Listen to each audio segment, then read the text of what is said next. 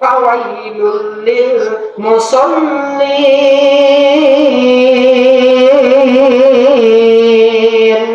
আল্লাহু আকবার বলেন। আল্লাহ রাব্বুল আলামিন বলেন, ওই ব্যক্তিরাই তো ধ্বংস হয়ে যাবে যারা নামাজের ভিতরে সুন্দর করিয়া নামাজটা আদায় করে নাই। নামাজটা আদায় যারা সুন্দর করিয়া করবে, এদের উপর আমার আল্লাহ খুশি হইয়া এদেরকে বিনা হিসাবে জান্নাত দেয়া দিবে। জোরে বলেন সুবহানাল্লাহ। কোরআনে ৮২ জায়গায় নামাজ পড়তে বলছেন আল্লাহ।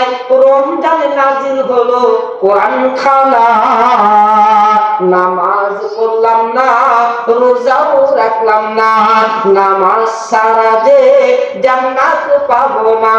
জোরে বলেন ঠিক কিনা? মুসলমান ভাইরা আমার, তাহলে ওয়াজখানা বুঝে থাকলে বলেন তো, যারা নামাজ পড়ে এই নামাজের ভেতরে আপনার আমার নামাজের ভেতরে ভুল আছে না নাই? জোরে জোরে বলেন, আছে না নাই?